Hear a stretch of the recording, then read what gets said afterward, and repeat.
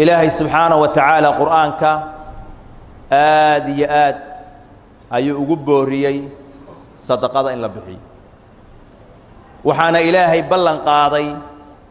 إنه بدل قفك الصيني وما أنفقتم من شيء فهو يخلفه وهو خير الرازقين وحلا لي وحا بحسان أو وحن هيا رادين هبض نادين إلهي سبحانه وتعالى بدل كيسا أيو إذن سيني وبلن إلهي أوقات إلهي وحل لي وأنفقوا بحية وأنفقوا مما رزقناكم من قبل أن يأتي أحدكم الموت فيقول رب لولا أخرتني إلى أجل قريب فأصدق وأكن من الصالحين بحية وحا أيدن كو أرزاقني وحكا مده كل قد بحية ما intaynaydii maalin geeridu oo qofku markaa uunan dhihin wax yar hadaa ilaahu dib dhigi lahayd oo aan sadaqaysto oo aan saalixiinta kamid ahaado bixiya ولذلك النبي صلى الله عليه وآله وسلم markii la weydiiyay sadaqada أي الصدقة أعظم أجرا تأجو أجر وين صدقة الله بحيه وحو النبي يقول أن تصدق وأنت صحيح شحيح تخشى الفقر وتأمل الغنى إنا صدقي ستد أضع عافي ماطع أو بخيلية وحوليه نكون بخيلة عافي ماطنع تأمل الغنى oo hididiilana iyo qaninimo iyo ina hore u sii socod takhsha al-faqr fakhrina ka baqahay waa marka qofku caadiga uu yahay weey xilliga caadiga uu yahay caafimaad qabo wuxuu raadinayaa oo damcaya qaninimo wuxuu ka cararayaa fakhri oo noloshiisa maadaama caafimaad uu haysto xoog uu leeyahay إن فخر كوي ماذا وكبقية غني النمذا نهرتي ساس أيو كفير سنة هذا أجارت بوسلي وأنا عافمات قبع بخل باكو أبوران أو كتشرة وحوله بحين مربان حل جاء يضع وعلى عافمات كقبتد والنفط هذا أي بخيل يصو إن النفط هذا كاتد وكسو جويسيد أي أو خير بدن أو صدقات أو فضل بدن النبي وحي صلى الله عليه وسلم ولا تمهل هاوكاذن صدقة إنا دبلك تسكده حتى إذا بلغت الروح الحلقوم إلى النفط أي قارتك الحمها هاوكاذن مركيك الحمها قارتنا محل هذا قلت لفلان كذا ولفلان كذا ولفلان كذا مركاسنا آتي لا يهدد هبل انت سوليه هبل انت سوليه هبل انت سوليه مركز النبي يقول الا هوي براروغا وقد كان لفلان مالك قيمينيسا مركز هبل قال لهدا انت سوليه كابر يميه و اهاديبا دحلبو با كو هليبا waxa u baahanta ina qaybisid oo laga aqbalayo ma ileen qofku marka iyada oo uu leeyahay hebel inta suuleeya geerida ay ku soo xaadirto warkiisu wax macnaa ma leh qabadna ma leh xoolahan dhaxal bay noqonayaan qofka ilaahay siiyay baana qaadanaya umana dardaarmi kara suura marka iyada soo ma jeed hal la sugin baa nabi maxamed ku leeyahay alayhi salatu wasalaam xilliga hal la sugin bal nabiga fiiri alayhi salatu wasalaam wuxuu leeyahay ma yasurruni ma ifarax galinayso أن لي أحدا ذهبا إن بورت أحد أو ذهب إن يسقناته وأنو أن ملكي أي تانو أن ليا تأتي علي ثالثة دوش إذا أي صامر تهبين كي صدحات وعندي منه دينار هل دينارنا أنك هايستو ماكو فرحين إلا دينار أرصده لدين علي marka laga reebay hal diinaar oo aanu baaqi yeelay deyn la igu leeyahay inaan ku bixiyo ما كفر حيبا النبي صلى الله عليه وسلم إن بورت أحد أو الذهب آن لا يهي أو ملكي خاص كأي تهي سد حبين أي صوم مرته أو سد حداث همين هل دينار آن كهيو ما كفر حي إلا الدينار دين اللي يقول لي يا أولي جاي موياني كل وابح الله والنبي صلى الله عليه وسلم وابح الله سو مشيت محو النبي عليه الصلاة والسلام سأقول لي هي في قضاء يكلسوني ذا إلهي أكتي سوكو قبو يا إيمانك إيا وحويان الدنيا ذو وح معنا إنين الله هاي بلو فيرس إلهي نمحو كلية حديث القدس يا ابن آدم أنفق عليك ابن آدم وبحي أنكسية بالله ويل وقاط ابن آدم وبحي أنكسية أبي ذر الغفاري رضي الله عنه باوحي النبي قام ويمت أصدقوا النبي كعبة هوس كذا فردية مركو ياركيب وحي هم الأخسرون ورب الكعبة هم الأخسرون ورب الكعبة إلهي بان كدار تدي رب الكعبة بان كدار تدي كوا خسارة بدن وأيجا كوا خسارة بدن مركي النبي قصيدا كدار تدي أيان أني لما مركبة لما يبي وحان إسريبي النبي محو كارك هو ليه والإلهي بان كدار تدي وأيجا ويا كوا خسارة بدن أو خسارة بدن وأيجا محو النبي كوا مركا سامو من وحي رسولك إله دو من هم dadka aan leedahay kuwa khasaaray waa kuwaas ilaahay baan ku dhaartay waa kuwe markaas nabiga yiri al aktharuna amwalan waa kuwa xoolaha badan ilaahay baan ku dhaartay kuwa khasaaray oo khasaaray waa kuwa hantida badan illa man qala hakada wa hakada wa hakada illa qof yiri hantidii badnayda uu haya saatan إيا ساعة مركز النبي يري من بين يديه هرتيسو كبحي ومن خلفه جدال كيسة وعن يمينه ملك تيسة وعن يساره بدح تيسة هرئي الجدال لنع والبقص صيري أو بحيي مويانه إلهي بان كدار تدكوا خسارة ضبضن وكوا هانتي ضبضن مركز النبي يري وقليل ما هم انت أيهين كوا صاء بحنا يانا ويريهن عدد يرمي بلوفلس وعدد ير عدد كهانتي بدن إلهي سيي أو مدق يبدح الصيرنا هي أبحنا تصالها بالفيري إلهي مركو سودة لن تنالوا البر حتى تنفقوا مما تحبون مجاريسان سمفلك يا خير كوين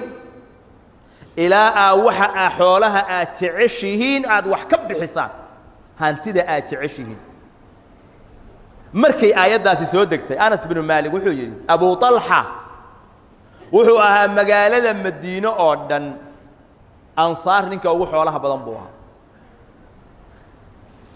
xoolihiisana wuxuu ugu jeclaa beertii Bayraha loo oran jiray Bayraha Biraha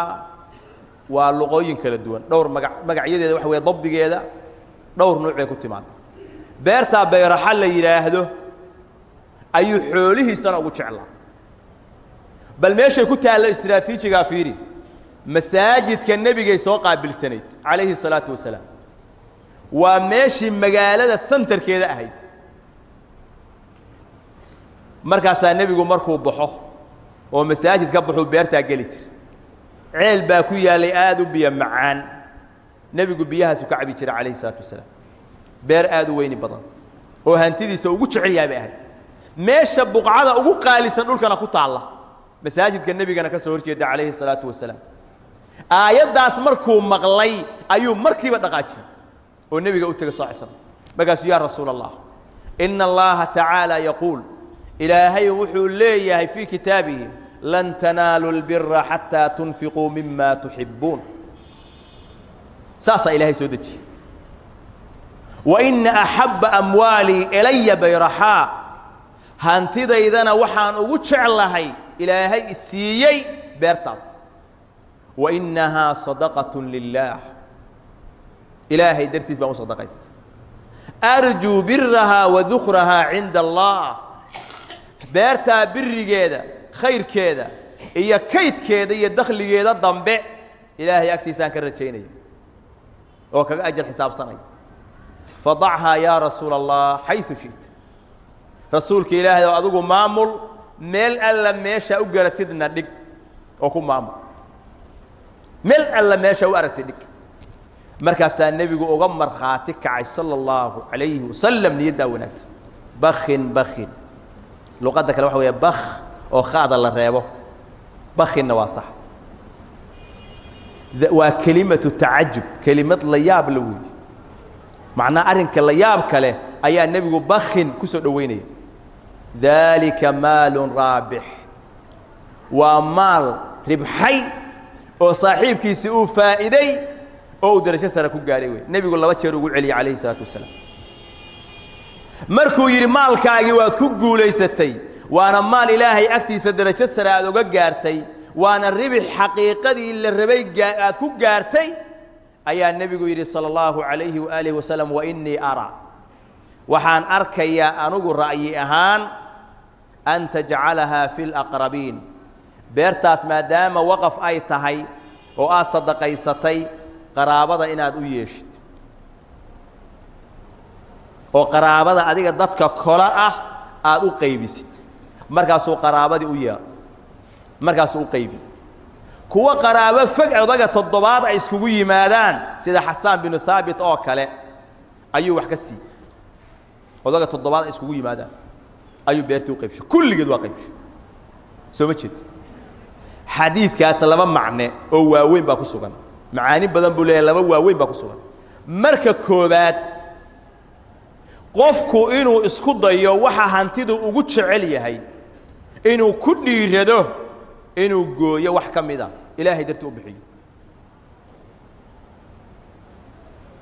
arrinka labaad waxa markuu bixinahayo inuu tashi ka sameeyo oo meesha dadka ahlu khayrka ah oo wanaagga iyo khayrka uu ku tuhmahayo inuu kala tashado meeshii u dhigi lahaa ee uunan intuu bixiyo meel asaga la qurxoon iska dhiga hadhowta aan la dhihin maya maya meeshaas faa'iido uma lahayn bal dembi baa ka xasilaya meesha geysa xoolaha ee inuu dadka ahlu khayrka ahlu cilmiga kala tashado sadaqadan meesha ku habboon oo la dhigo midda kale inuu qaraabadiisa u qaybiyo fadliga ay leedahay arrinka isaga ah waa in la ogaado nebiga calayhi salaatu wasalaam wuxuu yidhi man tasaddaqa bicadli tamratin hal timira wax u dhigma qofkii sadaqaysta min kasbin طayib kasab xalaala oo طayiba xaggiisna ka sadaqaysta wallaahu laa yaqbalu ilaa طayiba ilaahay ma aqbalo waxaan طayib ahayne faina allaha yataqabbaluhaa biyamiinih ilaahay baa ku guddoomaya addoonkaa la baxay sadaqadaa طayibka ah yamiintiisa oo midigtiisa baa ilaahay ku guddoomaya fayurabbiiha lisaaxibiha markaasaa ilaahay u bar uma yurabbiiha lisaaxibiha kabacdi baa ilaahay u barbaarinayaa halkii xabbo oo uu sadaqaystay kamaa yurabbii axadukum faluwa sida midkiin u barbaariyo oo u koriyo ilmaha yarka ah oo farasku uu dhalay siduu u diyaariyo u korinayo u barbaarinayo neefka geela ilmihiisa oo kale ayaa ilaahay u barbaarinaya subxaanaه wa tacaala xataa takuuna mila اljabal ilaa intay weynaato buurtoo kale ay noqoto buurtoo kale ay la ekaato ayaa ilahay u barbaarinaya waa wax yar oo xalaal ah oo طayib ah oo ilaahay dartii aad u sadaqaysatay ayaa heerkaa ilaahay kuu gaadhsiinaya yaxya bnu mucaad baa wuxuu dhihi jiray maa acrifu xabbatan tazinu اljibaal ilaa min aلsadaqa ma garanaya buu dhihi jiray xabbad mir ah oo intay weynaato oo weynaatay buur la ekaatay oo buuraha u dhiganta ilaa baabka sadaqada in laga helo mooyaane meel kale u garan maayo meel kale ka garan maayo qofka mutasadiqa ah oo maalkiisa bixiya maalinta qiyaamaha waxaa imaanaya ninkii caalimka ah cilmigiisii buu la imaanaya waxaa imaanaya ninkii mujaahidka ahaa jihaadkii buu la imaanaya waxaa imaanaya ninkii saa'imka ahaa oo soomanaa soonkii buu la imaanaya waxaa imaanaya ninkii mutasaddiqa ahaa oo wax la bixi jiray intaas ajarka heleen buu qaadanaya kan jihaadka ku jiro jihaadka ugu kaalmeeyo maalkiisa ku bixiyay jihaadkii buu la wadaagsan ninkan caalimka abu cilmigi uu nashrinaayay buu madaaristii iyo duruustii iyo dadkii dalabatul cilmiga ahaa iyo kutubihii wax lagu baranayay buu ku maalgeliyay cilmigii ajarkii buu la wadaagsan kii saa'imka ah oo sooman ayuu afuriyay ajarkii buu la wadaagsan wixii ka dheeraad oo asagu la yimaado oo jihaad xaqahu ku shahiiday ah iyo wixii cilmiyahu la yimaado waa dheeraad laakiin intaasi markay yimaadaan mutasaddiqi maalkiisa inta u adeegsaday ajarkoodii buu loo mushaarakaynaya oo la wadaagsanay Cabdulaziz ibn Umayra wuxuu dhihi jiray as-salaatu tuballighuka nisfa tariiq salaada aad tukanaysaa waxay ku gaarsiinaysaa wadada kala barkeeda والصوم يبلغك باب الملك صومكنا وحو ku gaarsiinaya irida boqorka والصدقه تدخلك عليه صدقaduna irida gudaha ku gelinaysa boqorka ku gelinaysa soomki salaadii oo ku soo dhawaatay صدقadiina gudaha ku gashay soo ma jeedo al-imam ibn al-qayyim wuxuu yiri صدقة قفك واللغة حجابة بلايو أي اللغة حجابة ابن أبي الجعد نوحي 70 بابا من السوق تضباط الباب أو حمان أي قفك صدقة اللغة حجابة تضباط إردود أو كفر ملها أو حمان أو مصيبوين أي إلهي صدقة اللغة حجابة بل الإمام ابن القيم وحي حتى من الظالم أو الكافر صدقته هذا كتما دقفك قالك إيه قفك الظالم فإن الله يدفع عنه بها كثيرا من الشرور والمصائب إلهي وحو أقد دفاعيا قال كاس يا الظالم كاس صدقته أي لبحين الدنيا دا مصائب بدن يدباتوين بدن أي إلهي أقد دفاعيا صدقته سيداس inaynu nafteena ku tarbiyayno oo aynu barno oo bukhliga la dagaalano oo markaan xoog leenahay caafimaadka leenahay aan bixino waa inaan isbarnaa oo dabiicad aynu ahaato wayna ku didaalno haday tahay masaakiin la qoodinayo haday tahay masaajid la dhisayo haday tahay madaarista quraanka haday tahay qaraabada la kaalmaynayo duruuqda khayrka oo ilaahay uu badiyay gacantaadana maanta ay wax ku jiraan ku bixi ilaahay baa ku dhiibay bixi buu ku yiri waa ku siinaya hadaad haysid intaas oo hantiya laga haya ka waran xaq alle iska bixi ajarkeeda qaado meesha ka banee midaan xiran ayaa ku soo gudbaysa waa balaqaadka ilaahay ku qaado bixi hal lagu siiyo ballan hal lagu siinaya bedelkeeda bixi fursadaas qaaliga aan ka faa'iideysan yaanan dayicin yaanan la sugin maalkan markuu hebel yeesho wiilkaagu markuu yeesho ama mid kale dhasho uu yeesho mid kale qaraabaatiin uu yeesho wax maamuliya tasarruf aadan ku lahayn maalkaaga ilaahay ku caabud intii aan ghayrka ilaahay ku caabudin adigu ilaahay ku caabudo ugu dhawow intaan ghayrka ilaahay ku caabudin ugu dhawaan hadda isleeda inta koolkoolisid hay oo hay ilma fiican oo baariyaalahan leeyahay ayagaan la dardaarmay oo aan ka sugayaa ogow iskuma hubtid waxaad isku hubtid ma adigii baa naftaada uga bakhilo u quuri waayay inuu hadhowta asagu yiraahdo aaba haduu la baxaayo fursad buu haystay asaga tabco ku dhididay waa la bixi waayay maalka inoo qaybiyo qofkii aabiis waxa la baxaya asaga u taalo badana intaan aragnay waa qaacida noocaas kuwa dhulkii aabahood ay u waqfeen tay waqfeen oo go'aansadeen oo waqfeen markay waqfeen ka bacdi ayagu intay dib ugu baahdeen intay ka laabteen waqafkii gatay oo iibsaday kuwa inta marqaatiyaal loo sameeyo waalidkii dhalay u sameeyeen marqaatiyaal u yeeleen oo ay markay marqaatiyaal u yeeleen oo aynan wali kala qorin oo aynan waqaf ka dhiginin ayay waalidkii markuu dhintay u yiraahdeen madax waxba kama jirto waqafkii waalidka waxba kama jirto ma uu asagu dokumentiga wareejiyo qoray madax waxba kama jirto aqalla shay waxaad u yeeshaa naftaada waxaaga wax ka mid ah oo go'an oo adiga sadaqa jaariya kuu noqda oo haddaba waxa weeyaan markhaatiyaal iyo qoraal kuu leh oo aan hadhowta la isku qabsanin oo qof walba uu ogaado samayso intaa haysatay adigu iskaga nacfi oo hayso laakiin hadhowto wax aan dhaxal gelin ha ku ahaan oo banaan u baxo adduunyada intaa nooshahay baa fursadda haysta qaaliga nebigu wuxuu weydiiyey sallallahu alayhi wasallam maalkiisa yaa ka jecel maalka qayrkiisa markaasay saxaabadu yiraahdeen qof walba maalkiisu jecel yahay maalka qofka kala haysta maxaan ku falay kayga ka jecel maalkaaga waa midka hormarsatid baa nebigu sallallahu alayhi wasallam midka aad ka tagtidna waa midka saaxiibka uu leeyahay oo laga dhaxlay haddaba hadday yahay maalkaagu midka aad hormarsanaysid adigu aad leedahay hormarso ilaahay hayna hanuuniyo subxaanahu wa tacaala اللهم ربنا آتنا في الدنيا حسنة وفي الآخرة حسنة وقنا عذاب النار اللهم إنا نسألك الهدى والتقى والعفاف والغنى اللهم أعز الإسلام والمسلمين وأذل الشرك والمشركين ودمر أعداءك أعداء الدين يا قوي يا عزيز برحمتك يا أرحم الراحمين صلى اللهم على نبينا محمد وعلى آله وصحبه أجمعين